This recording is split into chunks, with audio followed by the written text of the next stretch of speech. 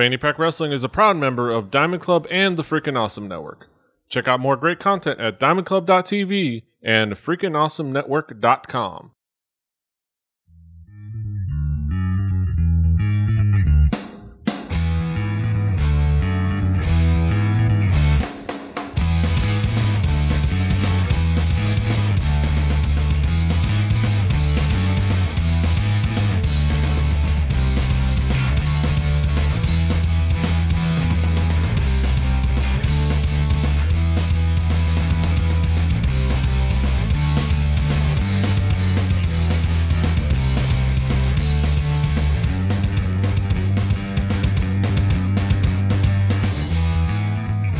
Buenos nachos, amigos, and welcome to the Fanny Pack Wrestling Podcast. I'm Petey Rave, your man with no plan. Here with me, as always, to join me on this particular wrestling journey is my brother, my pal, my tag team partner, David Jeffrey Majors, a.k.a. DJM. How you doing, Deej? Buenos tacos, muchachos. What is up, Petey Rave? The good ship Fanny Pack rides once more. Yeah, we're here to talk about some wrestling together with friends and cohorts. And this time we're going to talk about some... we're going back to Japan again. But this time we're going to talk about some Joshi Pro-Res. That's right, DJ. Well, tell us, what are we talking about? What is the promotion we're going to be exploring today? The promotion we are talking about today is Stardom, the Joshi Pro-Res promotion that is taking everything out there by storm. We're talking women's Japanese pro wrestling. Always innovative, always exciting, always super athletic, and always moving forward. So let us jump into Stardom, Petey Rave. Tell us a little bit about it. Yes, World Wonder Ring Stardom is very cool, promotion in Japan, all women. It's a promotion, a school. It's a lot of things. It was born, if you look at the history, it was born from a wrestling veteran who had retired, I believe. Let me actually look it up. Fuka. For those of you who are. Fuka. Who I was a fan of. Yes. Who began training Yusuke Aikawa, Gravure Idol. Not that there's anything wrong with that. Right, nothing wrong with that. But she decided to become a pro wrestler. Yeah, and then they decided, hey, let's build a promotion around her. With the help of Rossi Ogawa, a former promoter of JD Star, a promotion that I also liked, and thus Stardom was born. Yeah. It's very much a part of its identity is the fact that it started from, building around an idol professional wrestler, but also professionally wrestling veterans. It kind of has a very cool mix. All right, first of all, let's talk about who do we have with us to talk about some Joshi Pro-Res. Well, joining us on the show this evening, coming to us from Austin, Texas, by way of some undisclosed location from the state of Wisconsin, Twitch streamer extraordinaire, graphic designer, and all-around lovely young lady, Ash Snowschu. What is up, Shu-chan? Oh, not much. Mostly what's coming down. The rain. It's the rain! Oh, now, when you talk about what's coming down, I would normally make a short joke, but I'm going to be nice today. I'm going to be nice. Yes. Thank you, Ani-san. Also with us, returning guest, another fantastic returning guest for a second time, the one, the only cosplayer extraordinaire, also from the state of Texas, I believe, none other than Remishell. How you doing, Shell? Hi. I'm good. Having fun. And you cosplayed for us. Yay! Yay! I cosplayed the main character the character that my Twitter name, because Remishell, so. Yeah. Remulia. So, living the gimmick. Yes. As they say. Of course, let's talk about World Wonder Ring Stardom, and I'll start. And we have Petey Rave on the show from the Rebelli Podcast Network, host of Hallyu-Juku, as well as the Record Breakers podcast. What's up, Petey Rave? Hi, I'm Petey Rave. I'll start with you, Michelle. What were your expectations when you started watching this promotion? What were you expecting? I don't know. Well, when I clicked the list and saw it was a Japanese promotion, I got kind of really excited because I always feel like that it's a more faster pace, more flashy. So I was excited, and and do then you watch any Japanese promotions, or do you watch anything in the world of Joshi at all? Do you watch any Joshi? I've never seen anything. The only Japanese stuff that I've ever seen, and it's like random clips or random stuff that I've seen links to, is New Japan stuff. But that's about it. I sadly, and people keep telling me to. They're like, you need to watch New Japan, and I'll catch it here and there, but I don't like regularly watch it. Yeah. Sadly, I should. It's definitely worth a watch. Snoosh. What were your expectations coming into this? Well, as you all know, I don't do the wrestling a whole lot, but I enjoy it. Most of the time, I only come on to watch it, like you suggest stuff to me. But you told me it was Japanese, and I'm like, okay, so I can expect weird, mostly high energy, polite. But no, it actually exceeded my expectations. It was a lot funnier than I expected. And there was a lot of ooh, she did that. Oh, that was kind of cool. So there's a lot of that. Yes, there is a lot of that. And I think that's a beautiful, succinct way to put it. That's it. The show's over. Thank you. Thanks everybody for listening and watching the Fanny Pack Wrestling Podcast. And of course, we talked about our experiences with Joshi. I think for a lot of us, our experiences with Joshi might be limited because there's not a lot to access right now. And a big part of why I picked this Stardom was the fact that this came off of a really interesting thing that they're doing. Their paid YouTube channel, almost doing their own network, but on YouTube, Stardom World. They're systematically putting out events, match by match, but weekly events throughout the year, and putting out also other different kind of content, vlogs, and Ganken tournaments, and things like that. So it's a very, very interesting endeavor, and it's very cool to see somebody in Japan other than New Japan reaching out and trying to do a little bit of globalizing with subtitles. I was just going to say that, Petey. One thing that Stardom already has ahead of the mighty New Japan Pro Wrestling: English subtitles, everybody. English subtitles. To be fair, there wasn't a lot of talking going on, but I really appreciated it when they were doing their bits in the ring. Yes. That, especially near the end, it's you're saying things and I can understand them. I know what's going on, and I can follow along to the bit at the end, which is cool. We can tackle the elephant in the room with this promotion and this event right away. There was only one camera ran from the side of the ring. Well, they had two other ones playing. Now, Petey, was this like a raw live feed for a bigger kind of production, like a television taping? I'm asking you. I don't know. Okay. Every video, every event that I've watched on Stardom World, except for one, has been just the ringside camera. Okay. So I'm not sure if they have more for a TV show.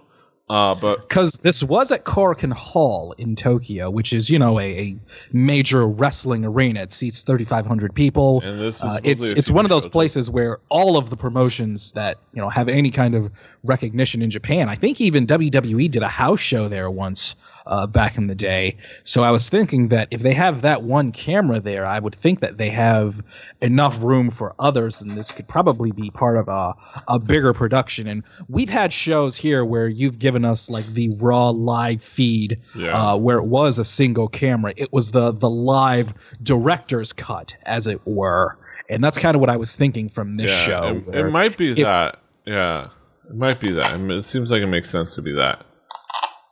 It was also funny watching. It was actually later on where the camera guy would run. He'd run around the ring, then he ran back, and then he ran back up front again. Okay. It was like, okay, don't do that a lot. The struggle is real for that one camera guy trying to do it for the Stardom World. But that though, it's worth noting that right off the top because that's the big thing, and there's no commentary, which is the other odd thing. But it's still an enjoyable ride. It's still a nice peek into the world of Joshi, and it's still enjoyable to see these matches. And we start off kind of classic Pro-Res style, classic. I think a lot of promotions. The multi-man tag team match or the multi-woman tag team match.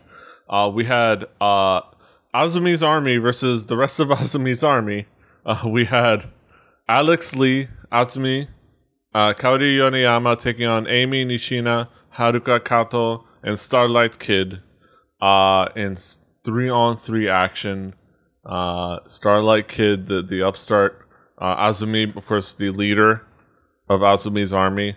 Also, she's 14 years old. Of course. Really? Oh, that okay. It's I Joshi. was Of course wondering. it is. Oh yeah, they start very young in Joshi. Well, They if start very you young. watch the end, they mentioned christened like a new Addis- girl. Yeah, Alice the end. or Addis. Addis. Yeah. Well, is 14 years old and she's about to make her debut. But yeah, Atsumi, one of the key heels of the promotion is 14 years old and she has her army. She's the leader of Atsumi's army. Michelle, what were your thoughts on this match, opening match? Well, when I saw Starlight Kid, I got really excited because I like the whole luchador type of thing. So I was like, ah! And I was actually going for them. I don't just because of her, let's see. I took notes because my memory is terrible. Yes. And so No, we all Notes are do. good. We all do. okay, cool. So I wrote an embarrassing. Well, this isn't like rated G, right? Oh. Say whatever. Say whatever I the just fuck put- you want. Okay, I wrote a lot of stuff, and on one of the side I put, "Oh, I like the girl with the big boobs and glasses." Yes. The So that Genki was girl. one of my- Genki boob Was window. she Emmy? The one that had like Amy the weird Nishina? top.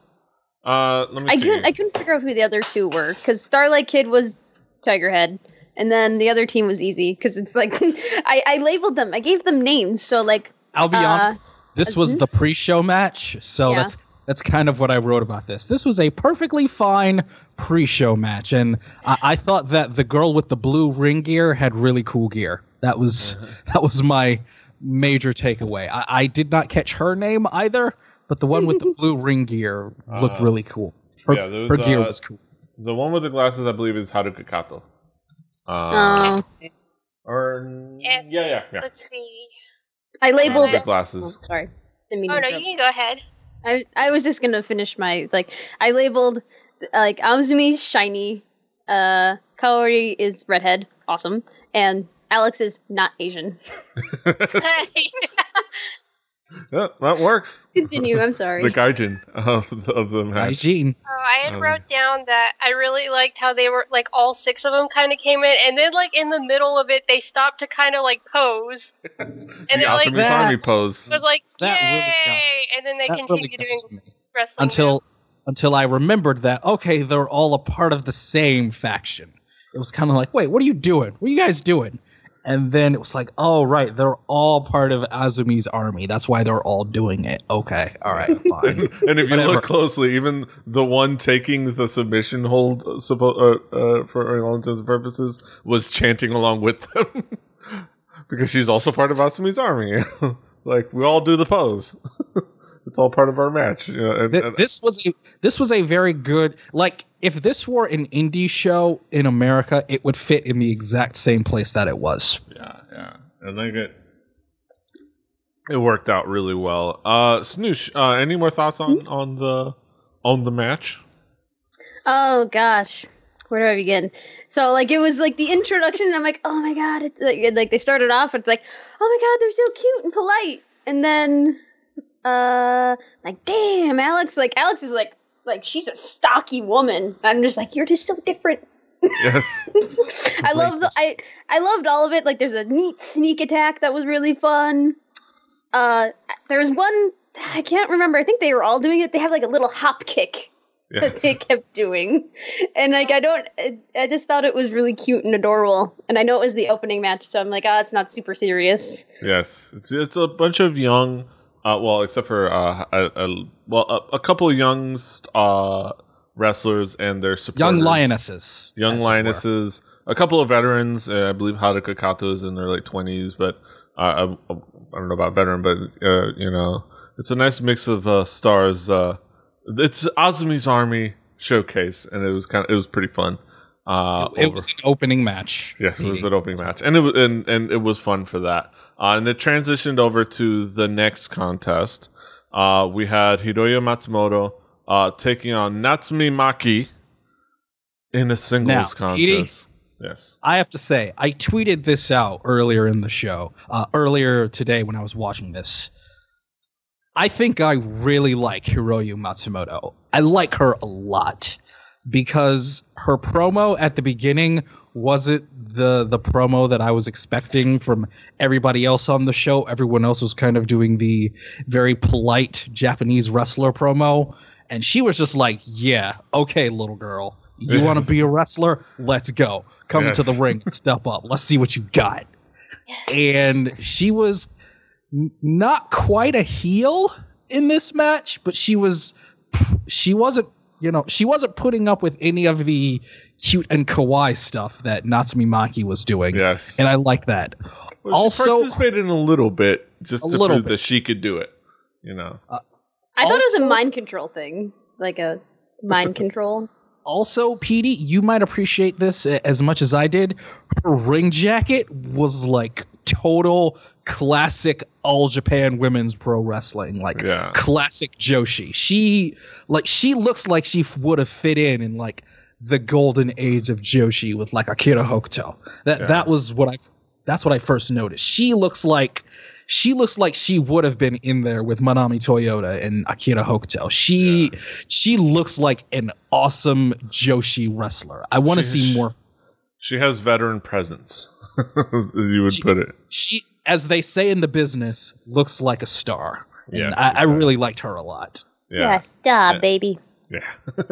And Natsumi Maki's held her own, and then overall they had a fun match. Even though Natsumi Maki was hilariously oversized. Yes.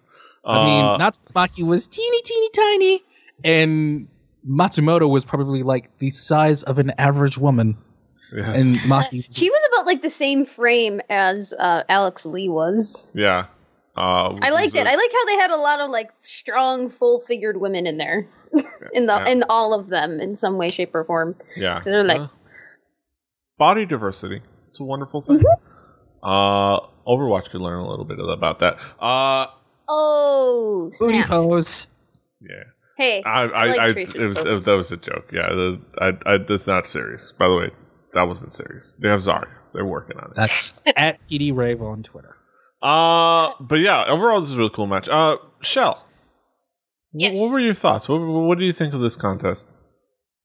Well, Natsumi Maki reminded me of a Love Live character, very idol-like, because she was doing kind of like I forgot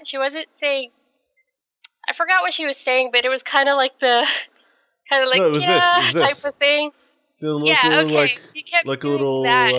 She had like her signature pose that she would do. It reminded me of You're supposed to pinch your cheek with it too. So idol character. And she was very dainty, but I mean, it was pretty.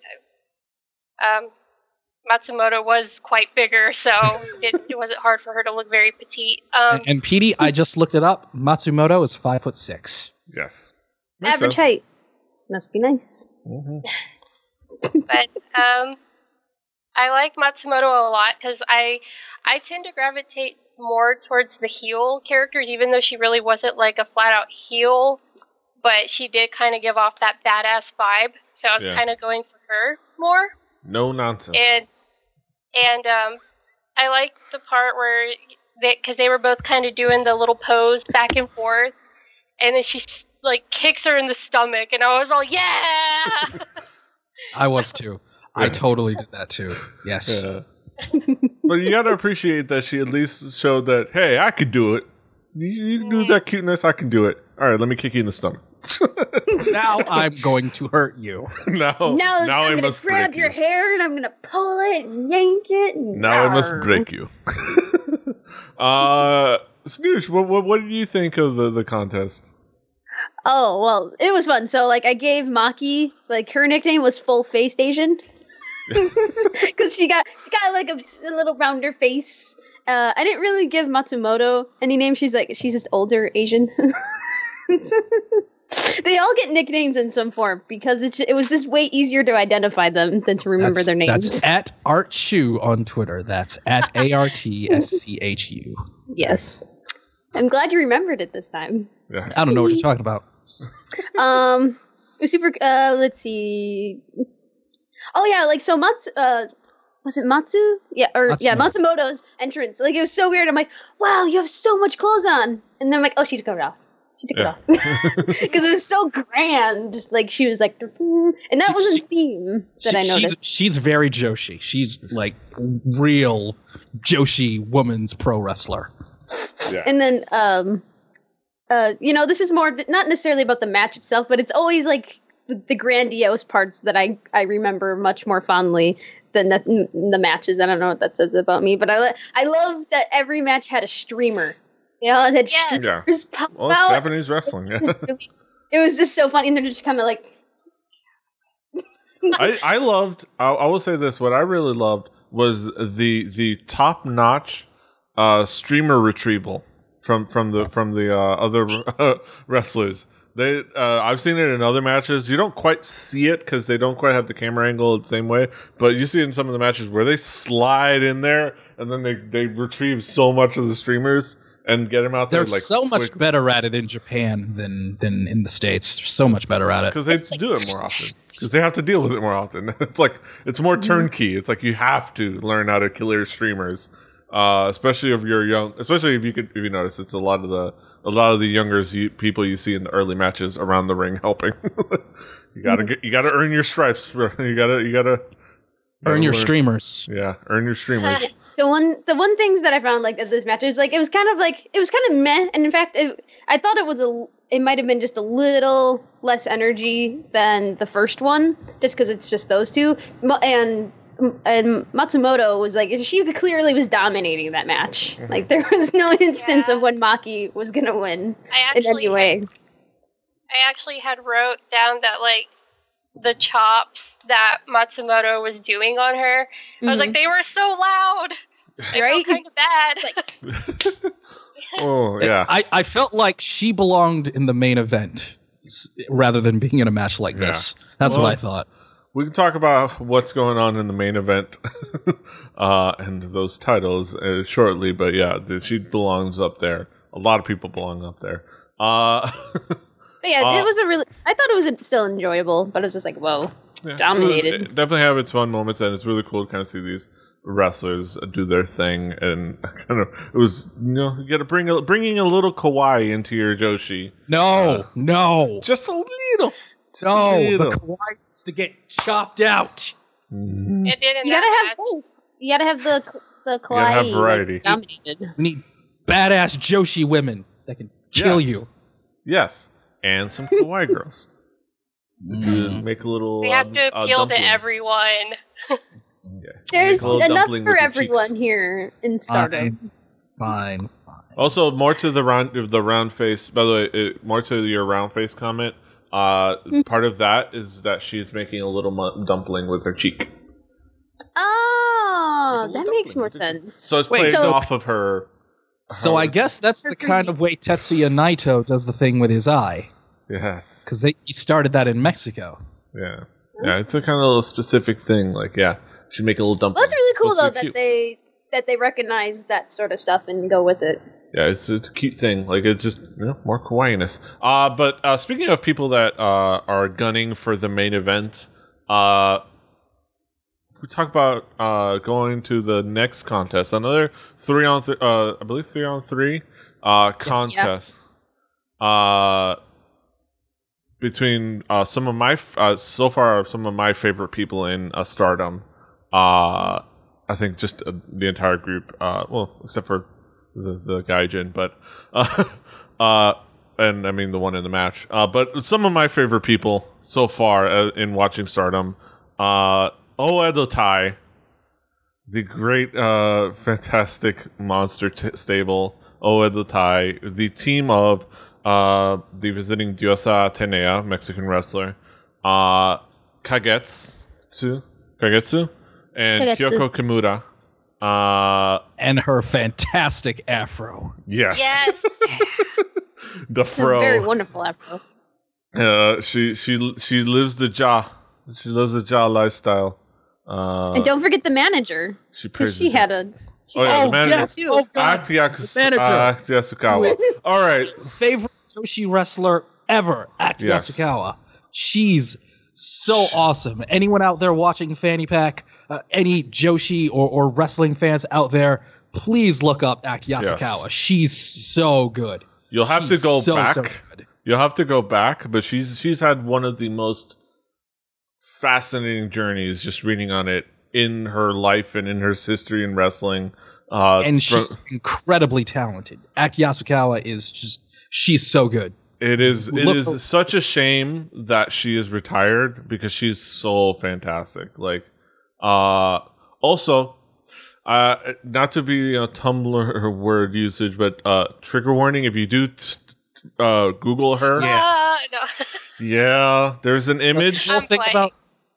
The whole thing about how she ended up retiring.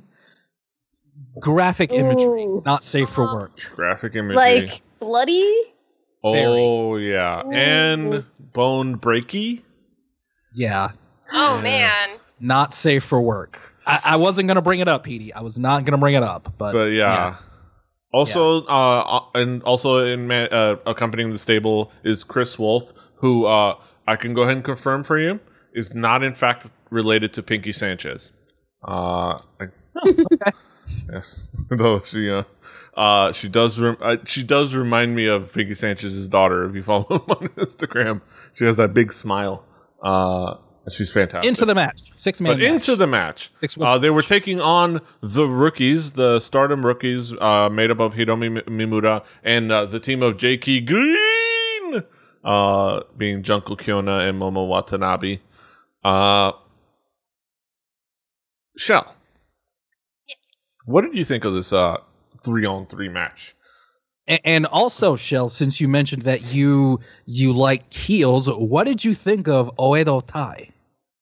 Their music was amazing. Oh my god. Oedo Tai. Oedo Tai. Like so hyped. And then so I was like, oh man, I'm gonna like it. And then of course they showed and then let's see, what did I write down? Made their own theme song. It's so awesome. Yes. And I put LOL weed leaves on what's her name? On Kimura. Yes. I was like, hey, 420, because I'm stupid. But but no, I when they came out with their music, I was like, oh, it was so hyped up. Like I got, and the rookies came out. Yes, and the rookies came out, and they had their kind of like J-pop-ish sounding music, and It was such a contrast. Yeah. Yes. I put for Momo Watanabe, I just put cute white outfit so I could remember her. Yes. So, High five. Yes. yay. Nicknames. It was pretty fantastic. There was a lot of fun to be had here. Ash. What? Oh, did you say all that you wanted about the match yet? No. I had just, let me see. They also kind of did the thing where, like, when all 6 of them were in there, they stopped to pose really quick. I didn't know if that was just a thing. It's a thing. It's Okay. yeah. I like it, honestly. I was like, it's kind of cool. And there was a ref bump. I wasn't expecting that, to be honest. But he wasn't out, like... At least this pose involved the one team beating up the entirety of the other team and just had the managers come in. Oh, yeah, I remember that. But yeah. Really They're like, we're not taking your shit. Get out of here. Oh, that's just fantastic. Oedotai is just fantastic. But yeah, Ash. I wish they were like in Dragon Gate or something. Yeah. They'd be really feuding good. with the dudes. Yeah. Yeah. So, like, I really liked Oedotai's entrance because that was really awesome. Oh, like, it's just so much energy. I'm like, yeah, you guys are. Oh, I'm gonna root for you. You guys are gonna be the jerks, but that's okay. And then I'm like, oh, they had groupies, but it was like the junior wrestlers or whatever. Chris Wolf, who we found out their name later. Yeah. And like, there's poses. I found it really weird in the beginning where Kimura was attacking the ref with her hair. Yes. I think, and then I'm like, is the ref trying to get fresh? And then I realized he was checking for like sharp objects. For the foreign objects. And I'm just like, oh, I get it now. But you had to give a quick inspection for foreign objects, and they were being obstinate as heels want to do. It was adorable. Those dirty heel tactics. Right. Let's see. Team attack by Rookie. Onslaught posing. And then I finally realized what Kimura was looking at. I'm like, oh, it's Bob Marley. Yes. Kind of Bob Marley-ish, but with an afro. It was hey. Smoke weed every day. Actually, don't, because it's super illegal. Bang, bang, bang. Ref tries to get on it. Oh, yeah, the ref got in on that for a little bit. There's a spot, like, but near the end, kind of, where he got chopped in there. That was hilarious. Yes. Belly flops. I call them, I don't know what they're actually called, but I call, like, Jungle does, like, an air belly flop onto Kagetsu. It was really funny. And then, oh my god, the parking sign? What? I totally forgot about that, and then they brought it in. Parking sign. Like, you see it when they come in. That is one thing for American wrestling fans in comparison to Japan. Yeah, rules really don't matter in Japan. Okay. The refs really don't call anything. Which makes you wonder why they checked the wrestlers before the match. Right? Mm-hmm. And then they went into the crowd, which didn't matter anyway. So, and then they used the chairs. They just kind of rolled around, and it's kind of fun. But and they threw it back in. Yeah. Oh, but you had something to say, Shell? Oh no, I guess because I'm so used to watching American wrestling. Yeah. So when they used the sign, I was expecting like a disqualification or something, but it kept going. So I was like, oh, okay. I was actually talking about this with someone on a forum earlier today, and one thing about referees in Japan and in Japanese wrestling, there's really no disqualifications. Even if like you hit your opponent with like a low blow right in front of the referee, they don't really call it. I kind of noticed. I don't know, fighting spirit, I guess. Let him play. Just let him play. Yeah, as long as no one's like super hurt. I guess in one of the later matches, I think it was Kairi had a concussion at one point, so I assume they sort of stop it when it gets too rough. Yeah. If there is a serious injury and someone cannot continue, yes. It will stoppage, but you know what? That's not even a disqualification. That is referee stoppage. They seem to let them just do their thing because they're adults, mostly, most of them. They figured it out. But just before I end the match, I gave everyone their nicknames as per usual, but I'll keep it short. So, like, Oedotai, I gave them a multicultural gang because we got the luchador. Yes. And then you had the gangster, and then you had I think I don't know what to call Kimura. Like I think I just called her Afro punk woman. Praise to be to Ja. Praise be. And the only weird one I had was Hiromi Miura, whatever. I called her Blue Aladdin because I didn't really know what she was wearing. It actually looked kind of like a captain's outfit, but then I'm like, but it looks so Middle Eastern. Whatever. Blue Aladdin. Yeah. She has that really cool like outfit. It's really fun. Yeah. 6-man tag, 3-on-3. Oh, the tie is just fantastic. I want to see them so I want to see so much more of them. And get so much bigger. And you will later in the show. Exactly. This then it transitions to a match that I would go ahead and call a cool down match. I'll just go ahead and call it. But it featured one of my favorite ladies in wrestling, PD Rave. And we saw Coyote Hocho taking on a personal favorite of mine, former NWA. That's 2 matches away. That's number 5. Yeah. Sorry. You see, even you forgot about this match. It's the English-speaking people. Yeah, it was the... Yes, it was Alpha Female taking on Queen Maya, who I'm not exactly going to call her an English speaker, quite frankly. Yeah, both of their English was half and half. Well, Alpha Female had a very brief run with TNA Impact Wrestling before going back to Japan full time. Queen Maya, native of Italy, and at the beginning, that's where she's from. Yeah, Alpha Female is German. Queen Maya is Italian. For whatever reason, I thought Queen Maya was just from the UK because of like the royalty gimmick. Well, I think that's what her bit is, but I'm like, you don't sound British in any way, shape, or form. Yeah, I was trying to figure that out earlier. I was like, okay, well, I knew Alpha Female was German because she came out with the German flag. So I was like, okay, she's from Germany.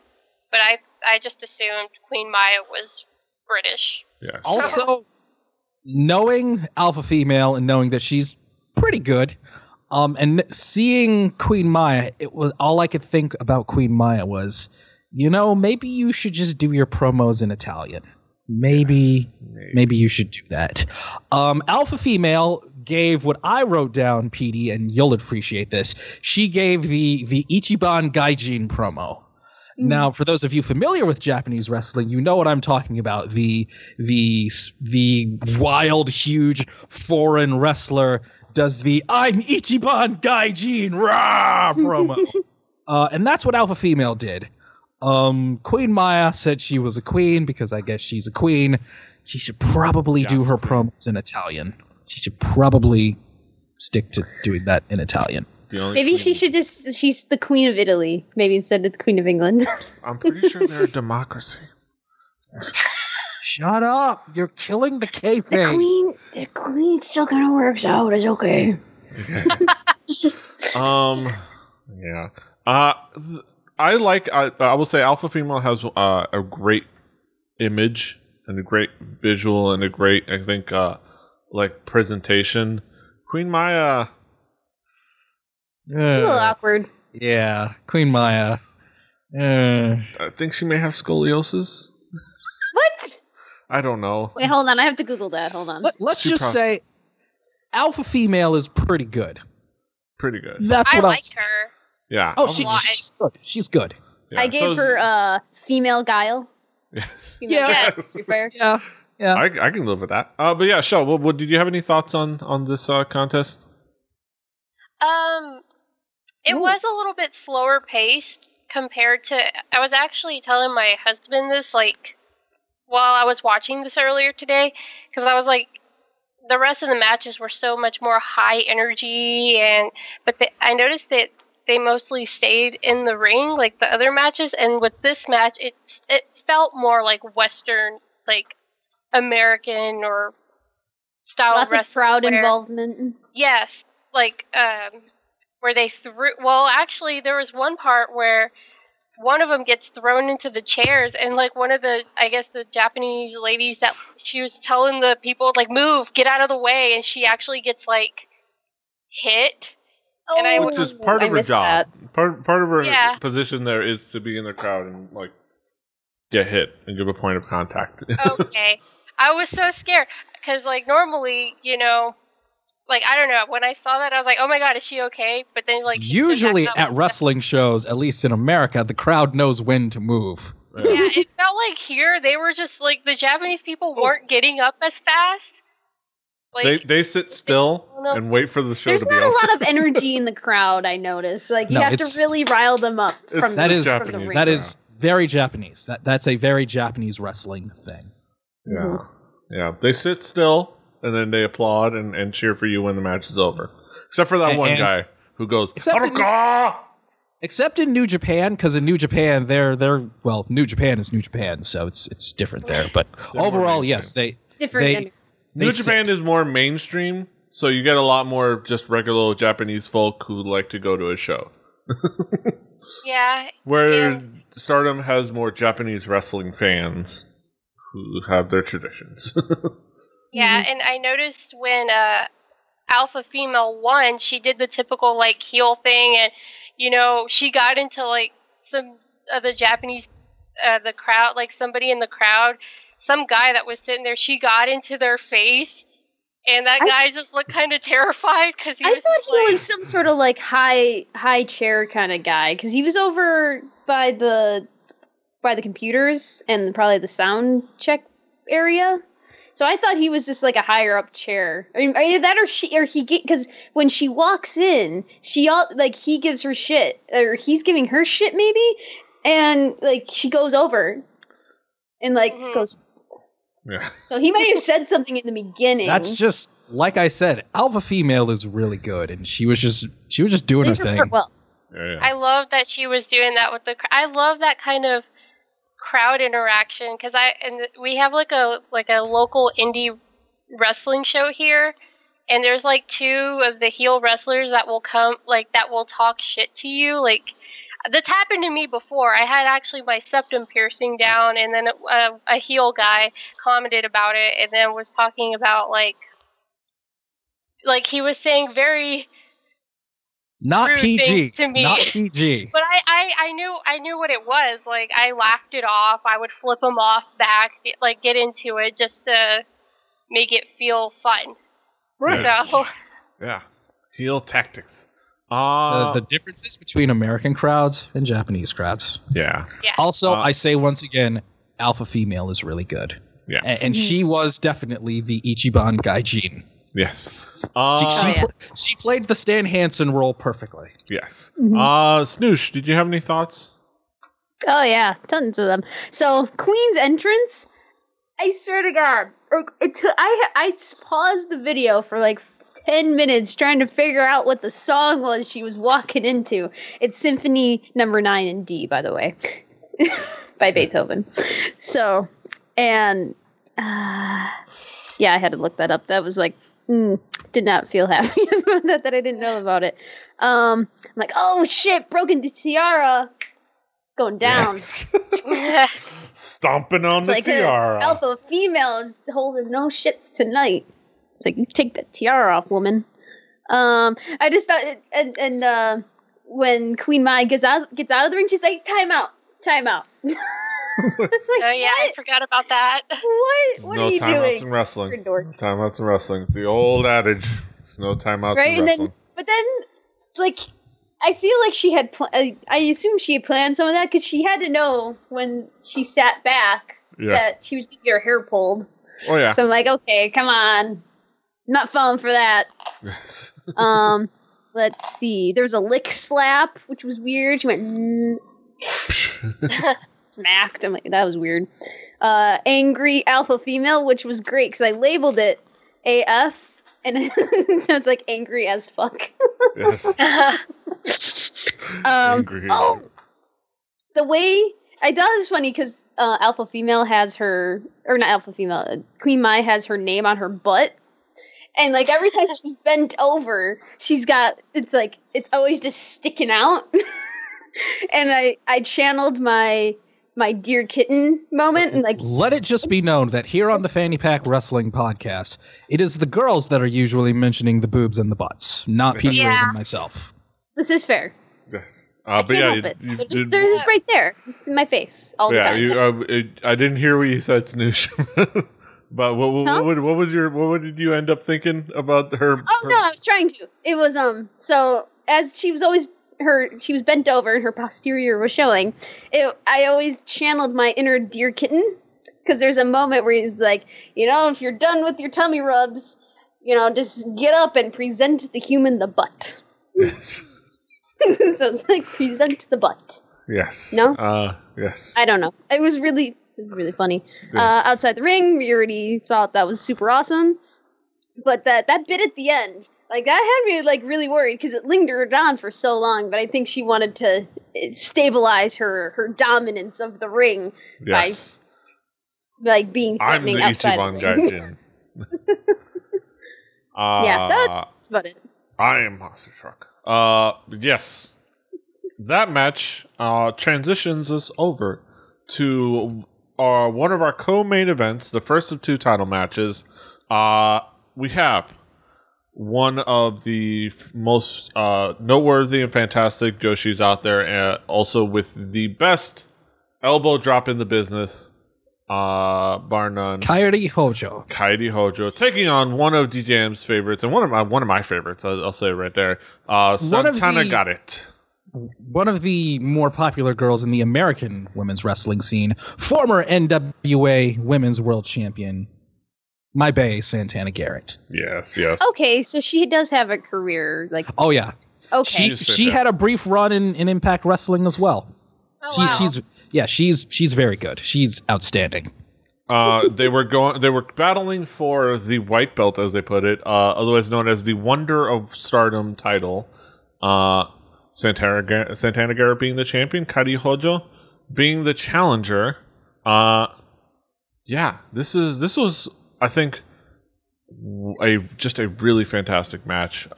Shell, what were your thoughts on this contest?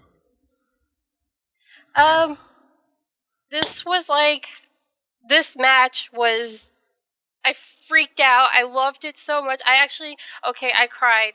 I cried at the end. Okay. Understandable. A very emotional moment. Great. That's great. Like, I got so I've cried at wrestling into it. too. Like, okay, when Kairi Hojo came out, I loved her music, and then I also thought, I was like, she looks kind of like a Final Fantasy character a little bit. Yes. So, I kind of agree. Yeah. Well, it's going to be a theme for between this match and the next one, but yeah. So when she came out, I was obviously like, oh, I like this chick, and then I didn't know about Santana Garrett. I didn't know who she was, but she's outstanding. See, yeah, she actually, because when I first saw her, I was like, I wasn't sure, because I just wasn't sure. But yeah, no, she showed she has a ton of skill, and this was like my favorite match, and I think she's actually done a few dark matches with NXT recently as well. Oh my gosh. She's awesome. Like I said, she's one of my favorites. She's absolutely outstanding. I love her. Like the way PD Rave talks about Nikki Storm, yes. I could talk about Santana Garrett. Yes, she's phenomenal. Yes, but I just could not like it. I'm pretty ADD with stuff, and I'll do multiple things, like multitask. But with this, I actually was super focused. Like it kept my attention. And you could tell, like, the skill that they both had, and the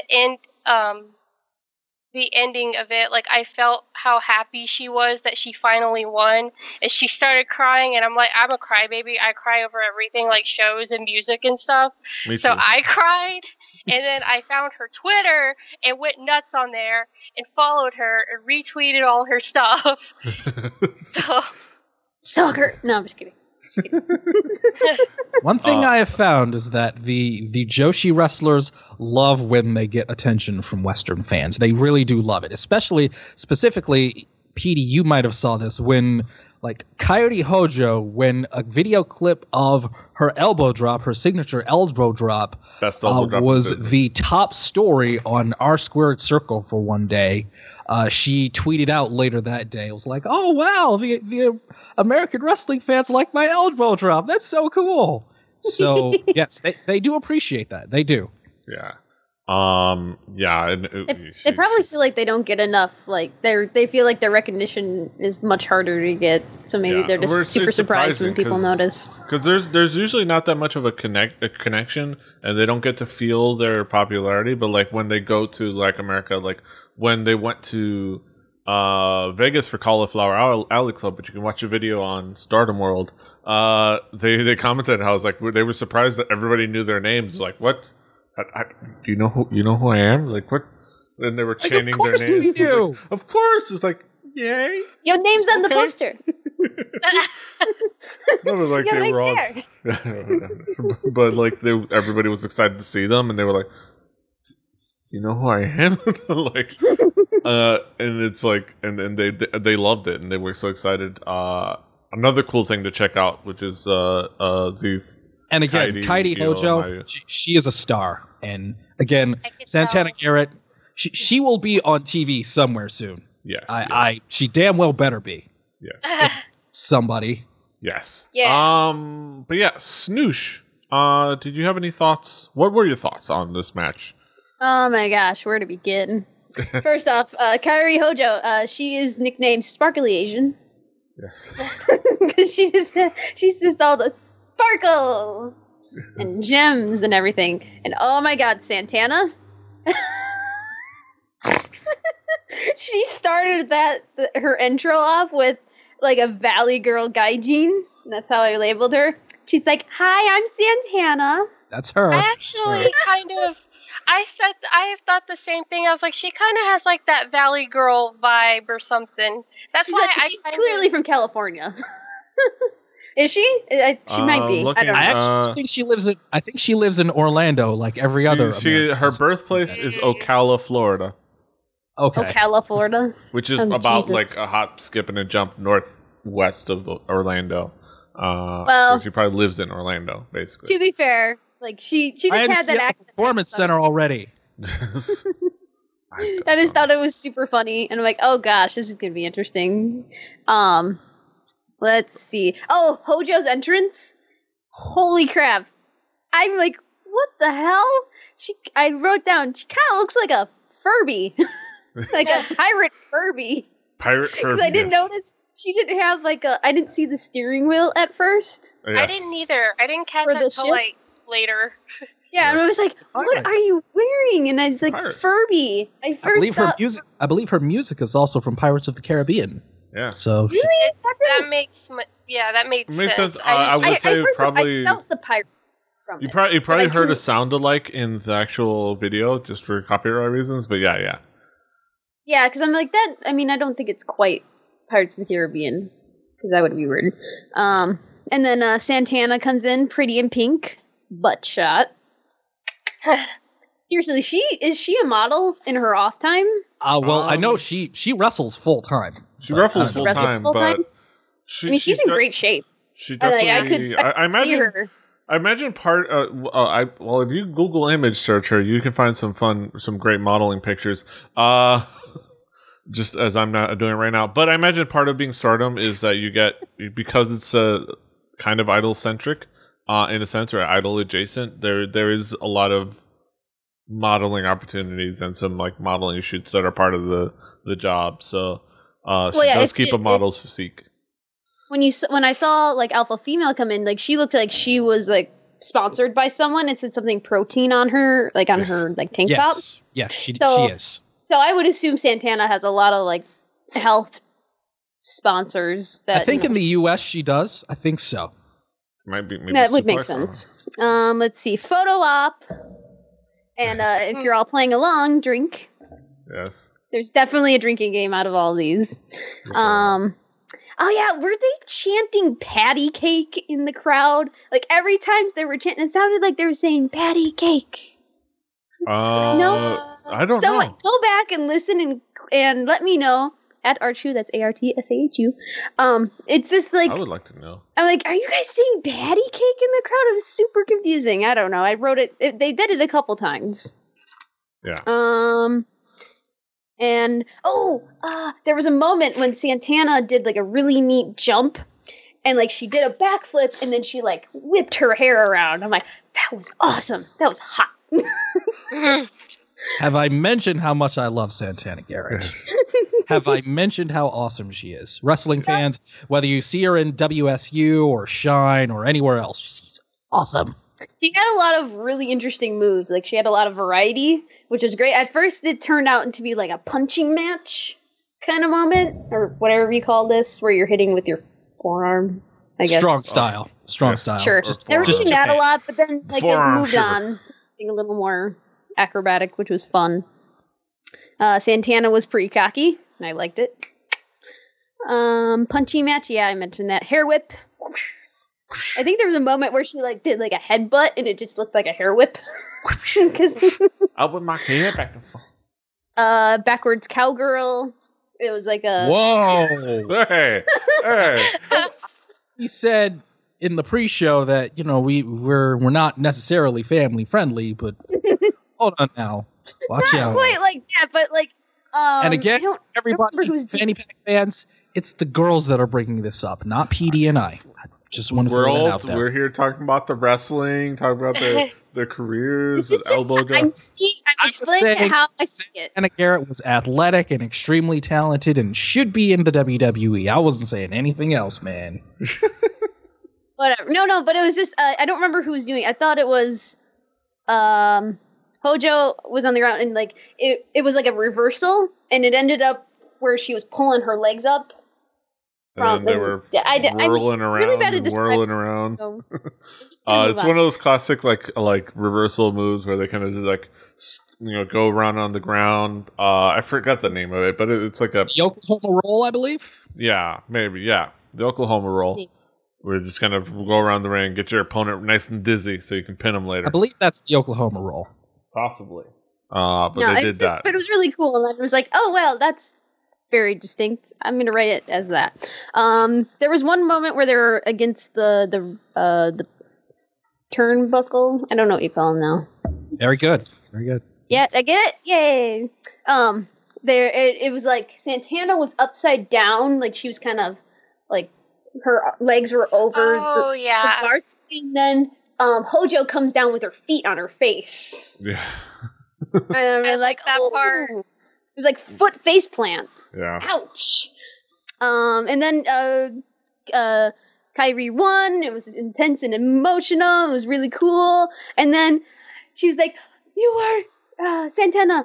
You are the best rival. You are awesome. You are a great rival." And she deeply bows and was like, "Oh, it was so cool." It was like, oh, so like, respectful. It's like there's hugging. It was so I know. I got the feels. Yes. It's One like, of my so much nicer than the American one. No, wait, what? This is about honor and fighting spirit And stuff. hugging. and friendship Fine, hugging, fine, and fine. sportsmanship. It's about sportsmanship. Honor. I like Honor and fighting. Hey, And Yes. respect. And it was hey, so nice. those hugs were about sportsmanship and respecting your honor. opponent Wow. and honor. Honor. About respectful and honored. Yes. But agree. yeah, also one of my favorite moments is the one I shared the tweet with you guys of the GIF of when Kyrie Hojo went, "Fuck this shit, I'm out." Oh yeah. I just had it replaying because I thought I'd catch it. I didn't see that. Was it in the beginning? I did. It was somewhere in the middle. It was like the point where But she was she, trying.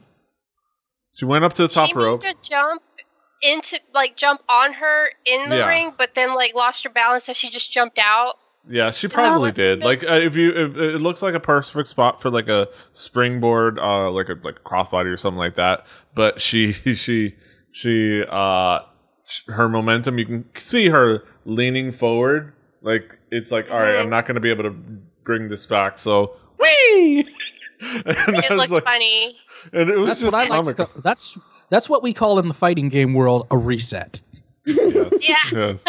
Like, No, and then she just kind of maybe I'll let watch go. it again and try catching it because I felt bad. I'm like, oh, I saw this in the tweet. Is this not the right video? Yes. Because I'm like, oh, I didn't see it. So whatever. I saw it. Watch Like again. it was a moment I remember from the match, and I was glad to see it in GIF form, just so I can watch it over and over again, just because it was comical. Of course, Kairi Hojo won. It was a great emotional moment. It also set up the fact that now she, alongside the two participants in the following main event match, now hold all the titles of Stardom. And Okay, before we go on, PD, I just want to say, William Regal, Triple H, anybody out there, just sign Santana Garrett already. Yeah. Just sign her. Yes, She's good. She's an awesome lady. she's awesome. Hey, signed a couple of the girls you see in this promotion. But yeah, definitely Santana Garrett. But yeah, Kairi Hojo now holds with the Wonder of Stardom Championship alongside the following two participants, all the titles in Stardom, then being the Artists of Stardom, the Goddesses of Stardom, the Wonder of Stardom, the World of Stardom Championship, the G's High Speed, I think something High Speed These Championship. three girls hold all the titles. Yes. The heavyweight title, the equivalent of the Intercontinental title, the tag team titles, and their trios title. Yes. Now we go into the main event. Now we go into the main event. The other two being for the World of Stardom title. For the World of Stardom title, we have Mayu Iwatani challenging her Thunder Rock teammate Yoshirai. These two, again, you'll probably find very much similarities between them and Kairi Hojo because they are in a stable together, are in the trios. They hold the Artists of Stardom championships together with her. These two are also Goddesses of Stardom champions together. And they were taking on each other for the World of Stardom championship. Tag team championship partners competing for the world championship for the folks at home. Yes. And it made for a very intense opening, a very intense main event, very emotional main event, kind of charged. They in the beginning declared that that 30 minutes was not enough, and decided to have it no time limit. Requesting it of Rossi, their boss. Of course, it ended up being only about 20 minutes, but that's fine. Maybe it was encouraging, because then they didn't have to think about it.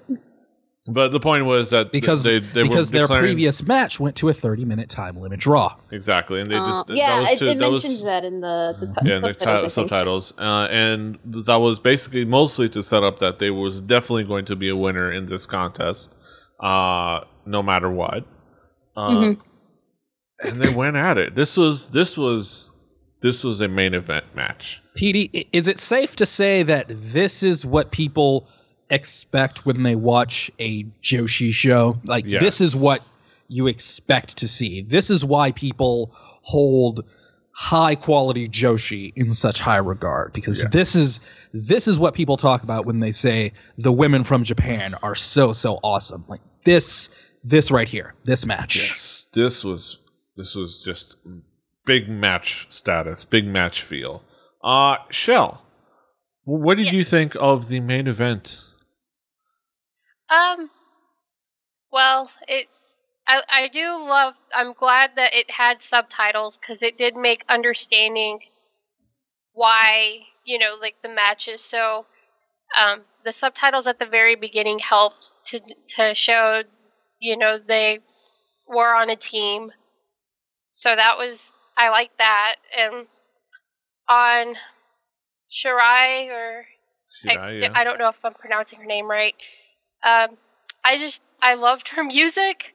Yeah. I noticed things like that, so I just put that. I put for Mayu, I just put Luchador Kitty Mask. Yes. Because that was the first thing I noticed. But no, when the match started and as they were as it kept going, you can tell they had so much. You could tell they work with each other all the time. There was everything was really synced well. They had a lot of chemistry. I loved it. I think I liked the last match a little bit more but like you said, what's her name? Garrett. Santana Garrett. Yeah. Yeah, I mean they are really.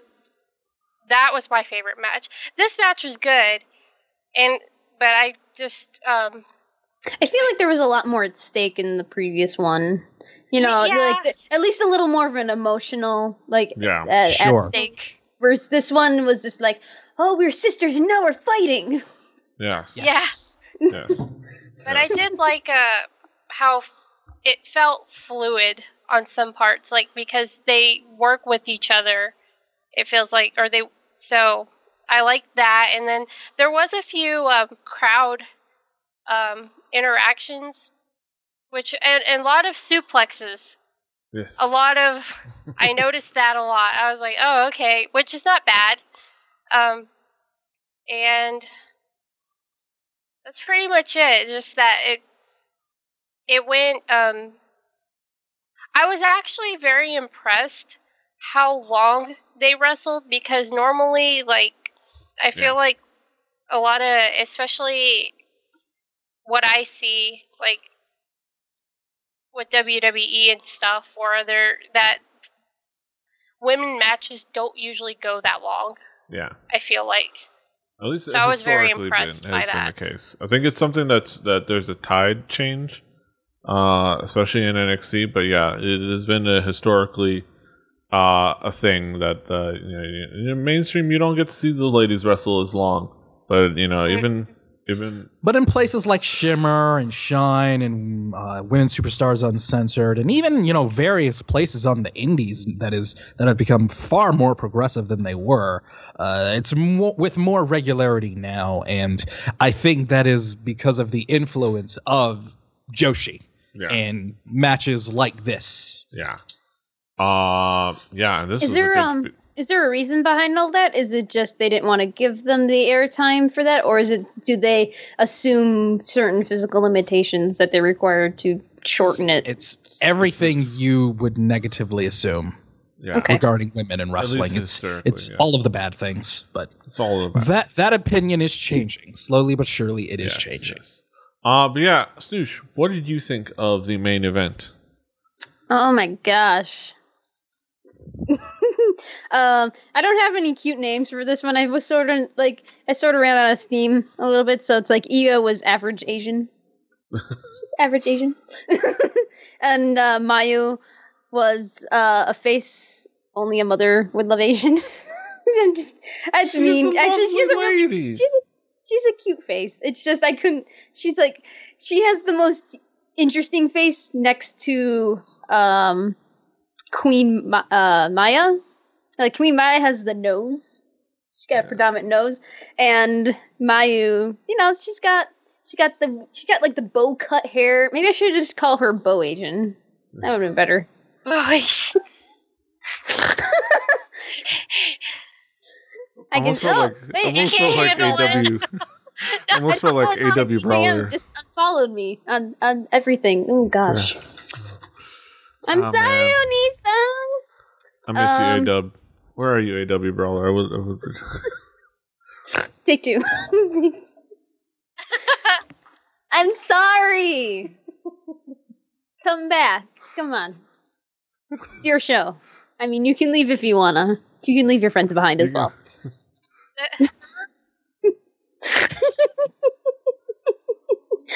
Okay, anyway. I'll move on. I really liked... who came in first? Oh yeah, it was Mayu. She came out with like the house dance. It was like, yeah, no, yeah. It was really high energy. And then I did the same exact thing you did, which was I called her Captain Tiger Lucha because she had a tiger look. Lucha but then mask. Yeah, and it was just like, oh yeah, this is rad. But she didn't wear it the whole time. That's when I'm a little disappointed. Only like 2 people wore their masks the whole time. That's also a very Joshi. That's a Joshi thing. It's very Joshi. Wearing the mask, not wearing the mask. Well, they have like big, elaborate ring gear and entrances and everything, and then when they get in the ring, they take a lot of it off. That's very Joshi. Yeah. I mean, it makes sense, but I'm just like, aw, I kind of wanted you to wear it. The Lucha mask is not part of the thing for these particular wrestlers, but they share the thing of having the Lucha mask as part of their entrance. Whereas Starlight Kid has the Starlight Kid Lucha thing, and it probably has to do with protecting her identity because she's so young. Oh, that's fair. But then Shirai came in, and I mislabeled her as Black Bear Lucha, and I saw her Batman symbol on the back of her head. I'm like, oh, it's Black Bat Lucha. Yes. Do you guys notice? No? Okay. Yes. Moving on. She's also I'm ignoring you. she's also the Hiroshi Tanahashi fan. She has the one thing you'll notice, she has Ace on, I believe, one of her knee pads. She does the hand symbol. She does the Hiroshi Tanahashi hand symbol like this, specifically like this. Oh no, it was like this, wasn't it? More like a curve. It's finger like this, like that. Actually, funny enough, I can't see you. Oh yeah, hold on. I can see you now. I have the other screen open. It's like a little bit like that. Because Hiroshi Tanahashi is the based god of Japanese wrestling. Exactly, and she said so in interviews. He's one of the people that she admires most. If you watch, and don't take this title of the series wrong, but if you watch the Stardom Pajama Party, it's a fun little interview show where they talk about like their favorite wrestlers, or they talk about their journey to Vegas for Cauliflower Hour Club. They just have a fun little interview. Try their best English. They actually do it all in English, or a lot of it in English. They try their best, or just revert to Japanese. But it's fun.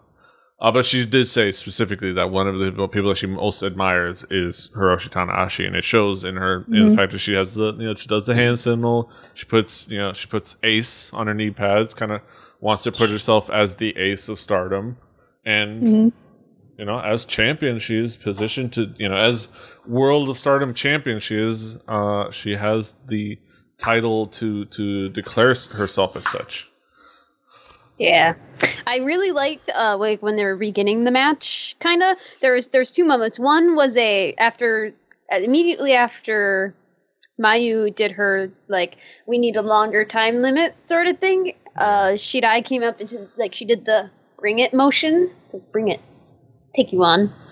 I also really liked when they were starting that they were going in for the handshake, and Mayu struggled just for a second. Like I don't know how much she was planning it, but it was like the hesitation, like do I or do I slap it away? And she shook her hand, like yeah, good sportsmanship. One of the first things that they did was I called it the ram attack because they locked horns. Yeah. And they run their head together, and I thought that was super hilarious. It was really quiet for a while. Like they didn't like make any grunts or sounds. Like, ooh, this is quiet. It's weird. Bounce because they oh yeah. Oh, did they do it later on? I don't remember. But there was a great moment when Mayu was going back and forth, zipping between the wires, the ropes. Yeah, sorry. Turnbuckle, rope, whatever.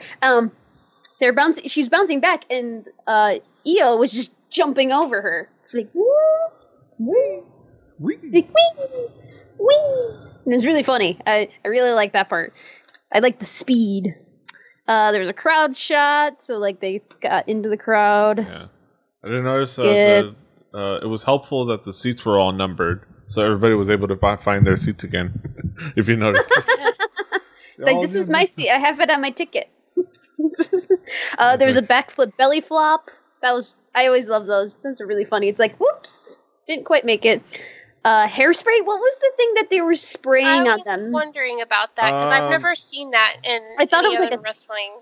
I thought it was an icy cold thing, maybe like a spray on. I don't know. I don't know if you're familiar with the spray. It's kind of like an icy hot, maybe. Deej. Okay. I don't know. Yes. Kind of like that. Because muscles. It looked like when they were outside the ring that they had a couple like head moments. It's like ooh, a little bit too much. Like more like on the back and the arms for their muscles, I imagine. Just to help with pain and stuff like that. Because you're gonna fight through the pain, fighting spirit. Mm-hmm. I just thought that was very interesting because they were spraying it, and it was just like, oh. I had never seen that before but I've never really watched a lot of, like I said, I've never really watched any Japanese wrestling except for New Japan, and that's like if somebody sends me a link of a match or something. But yeah, when I saw them, when they would get thrown out in the ring, I saw that they would run and spray them down, but I didn't know what it was. I was just like, I imagine. Yeah, I don't think really I've seen noticed that it in much this in one, other. though. That's really something in Japan that's really only saved for the main event matches. It's really something they only do in main events. Yeah, Because they go a little more intense. they go ham. Right. And then the match ends really quickly. Like we mentioned, like it didn't last the whole 30 minutes. Yeah, but But it was really cool. Like Io won again, so she held her title, which was kind of neat. It's like, I taught you, little shit, because I like that speech she had. It's like, you brat, take it. Yeah, you brat. You're one of my. And then she kind of give it, but she did it like a big sister. But you're okay. But you're okay. You did. You're a little I'll get brat, you next time, sister. Sit tight, sit tight. And then they hug it out again, hug it out. It's an honor hug. Hug. But who was super excited about the Oedo Tai coming on? Yeah. Yes. Oedo Tai taking over. Yeah. So Io Shirai wins, retaining her title. Keeping. No matter how the match just ended, keep it in the same stable. And then Oedo Tai comes out and says, "Hey, y'all have all the titles. This is some bull. This is some bullshit." And then they call out the boss. They call out Rossi. Who was like, "Hey, some favoritism going on in this place. Maybe a little bit of a shoot. Pew, pew, pew. Just a little bit. I was actually like kind of confused at that at first. Like when they walked out, I was like, why is there like 5 belts? Yes. Like how they grab all off stage. Like, oh, you mean these belts? Yeah. 2 main singles titles, the tag titles, and then the trios titles. Yeah, so and all 3 of them have or something. And the high speed championship. So many belts. Too many belts. Not even gonna bother with naming them all. Yeah, Too many belts. Too many belts. No, but that was great when they came on stage. Was like, yeah, yo, they were like y'all punks. all the belts. Why don't y'all share? We coming for them. Here. But then they decided we're gonna come for all of them, so that they'll all go from there to here. Because if somebody's gonna have all the belts, we should have all of them. Right. And then what was really great was the response. It was very Japanese. This last bit was very Japanese, I felt, because it's like, oh yeah, you got the gangsters coming in who get a little butthurt. I'm like, oh, you guys got all the belts. We're just gonna beat the crap out of you and take those belts. We're gonna get them all. And then Io comes in and say, you're too loud. Quiet. You too loud. Gangsters. God, it hurt my head. Too loud. Quiet. Which is fantastic. That was a fantastic bit. Yeah, and then they had the new blood come up.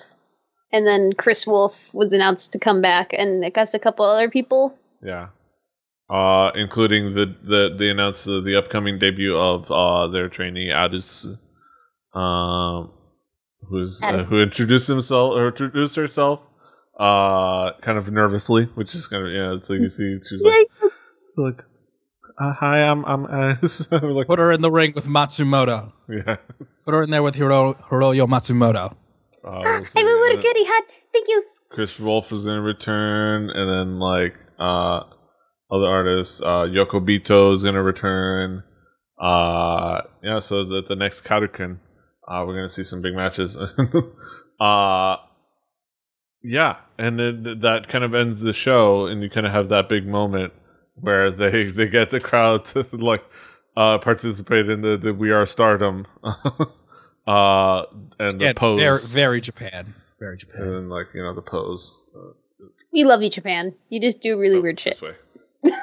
Stardom, so much posing. So much posing.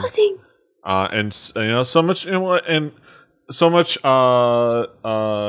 ceremoniality. So much ceremony. Especially with the trophies and the streamers. It does at least give it a grand moment feel and a big fight feel when you do that, and it's kind of fun, and it's part of the charm of Japanese wrestling. Progress. Yes, and you kind of enjoy that. It's part of it. Yes. And it's fantastic. And overall, Shell, what were your thoughts on the event overall? Edie? Yeah. Where? Okay, we lost you for a second. Shell, Let's take it home. Yes, take it home. Shell, what were your thoughts on the event overall? I loved it. I want to keep up with this. I followed a couple of people from there on Twitter because it's rare for me because I'm all over the place. Like it's hard for me to focus, but a lot of the matches had me focused, and it's going to be something I keep up with. I'm going to keep up with this because I really enjoyed it so much, like more than I expected.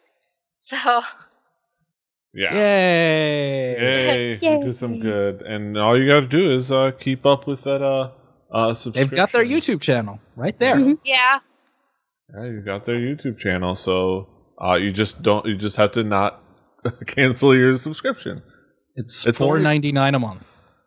Which isn't bad, although I kind of wish they would include maybe like a single buy episode. I like that they do the 14-week trial, but I'd feel better being able to like just give them money for 1 or 2 episodes versus like so much.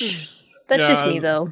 Yeah, I think it's something that they're trying out this, and they try. I mean, you get a lot for your money, especially like the fun variety shows. Like.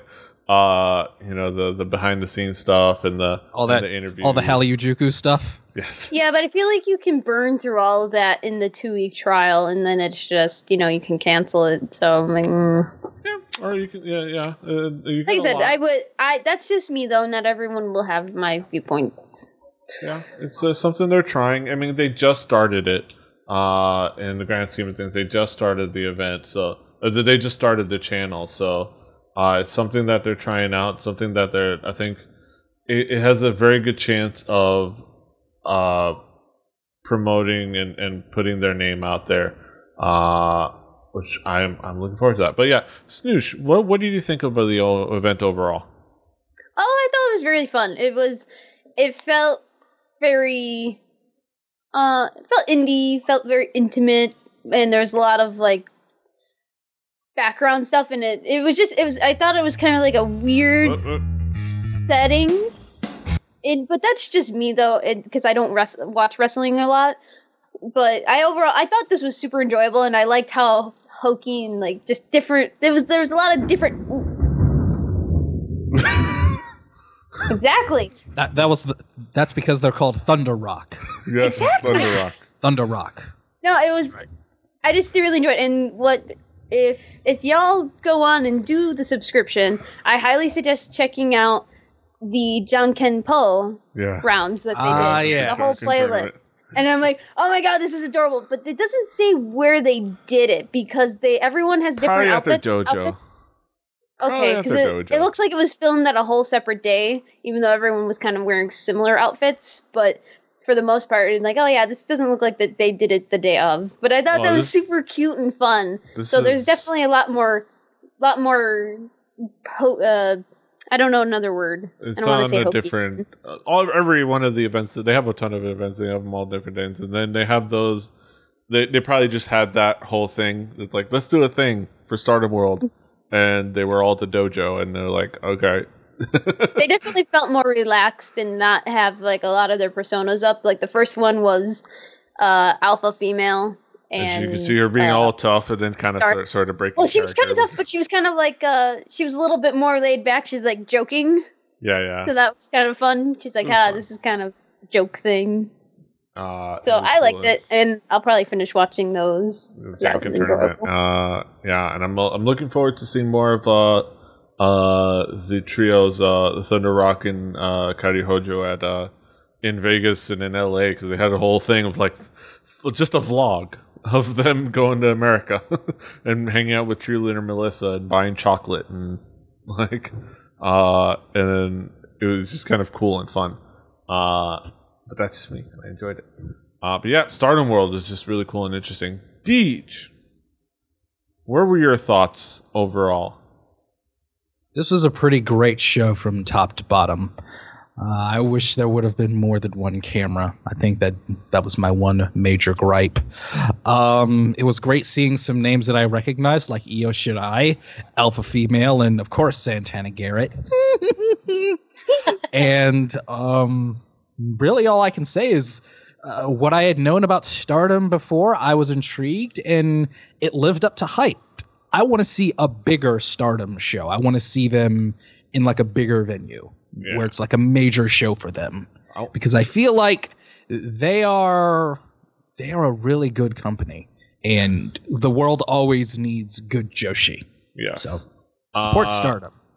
It was a fun show. Yeah, they have a lot of fun matches. I would like to see them, because what they do is they have the event on Saturday, and then they throughout the week do match by match that week.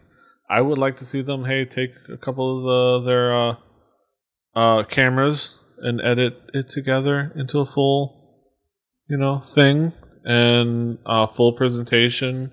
Maybe some commentary. I'm totally happy of it being Japanese commentary. I thoroughly enjoy watching New Japan with Japanese commentary. Because you can, at the very least, even if you don't speak the language, you can at least feel the mood. Through the commentary, just in listening to them, so it helps a lot. But yeah, I think I'm intrigued and excited about what things going forward for Stardom World. I am already subscribed, so and I'm looking forward to it. I'm excited. Stardom World Wonder Ring Stardom. Go check them out. Check it out. Check them out. It's free. Check it out, yo! Especially for those of you that are all about like, there's not enough women's wrestling on TV and none of them are good. Stardom. Internet, YouTube. 2 weeks. Someone free. that you trust, kind of. 2 weeks free. Like, that's all you need to know. You get to try it out for 2 weeks. You can decide not to have it. That's the beauty of the YouTube pay channel. So go check it out. Let's bring it home. Snoosh. What do you got going on the internet? Well, I stream video games every now and then over on twitch.tv/snowschu. Currently, I am playing through Grim Fandango Remastered, which has been a lot of fun. I love all the cheesy jokes. I know. It's amazing. I make buttons. As you all know, I do buttons. Like this one. This one was a collaboration with Tandagosa. Yeah. Near. I don't know any of those people. You know any of those people? So yeah, I make buttons. Just go to bit.ly buttons and stuff. Yeah. To find buttons. And you can also follow me on Twitter for other random enjoyment things like cats. I took a picture of a kitty cat that I saw in the neighborhood today. He was such a kitty. His name's Tristan. Don't nobody want to see pictures of cats on the internet? I do.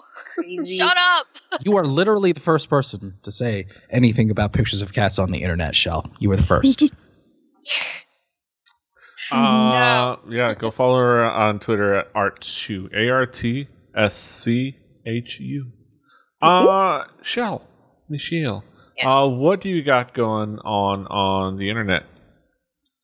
I mainly I'm on Twitter most of the time. I have a Facebook, but I don't use it very much, to be honest. I don't know.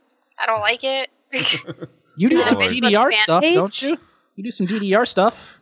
Oh yeah. Well, I've been playing that game for like 10 years, like too long.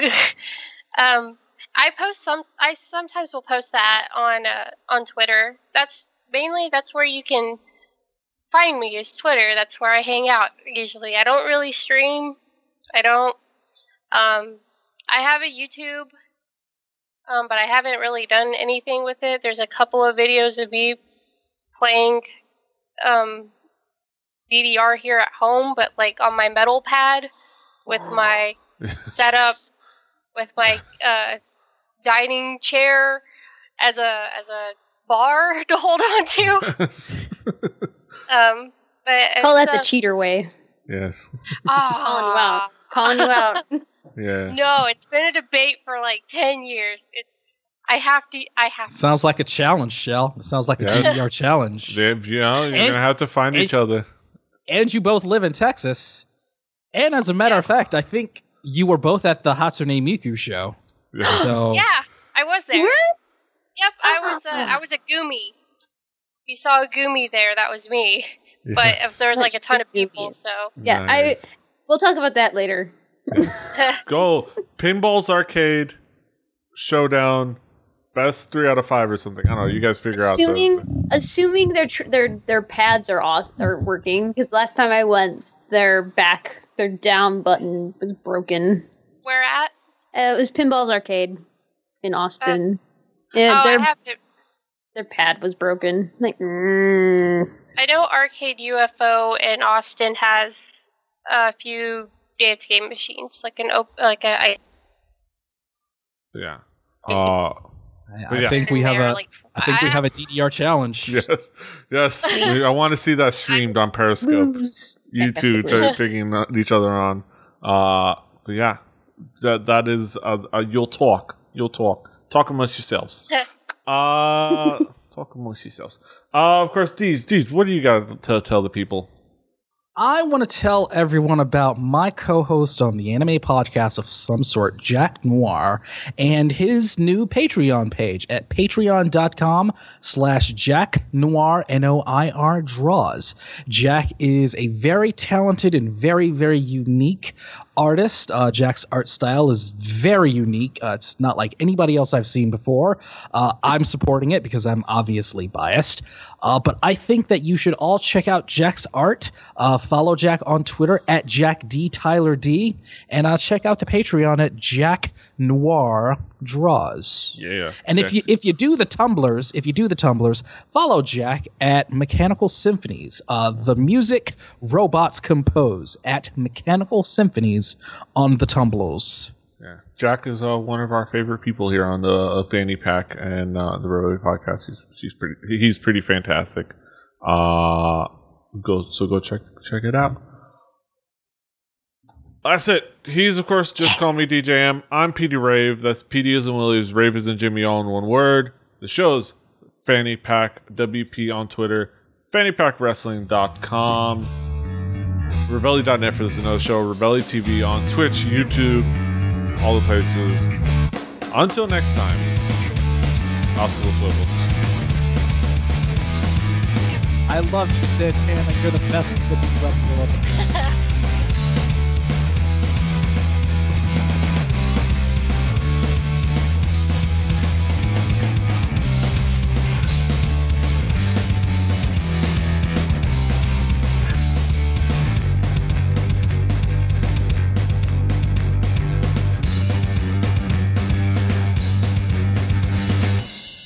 Diamond Club hopes you have enjoyed this program.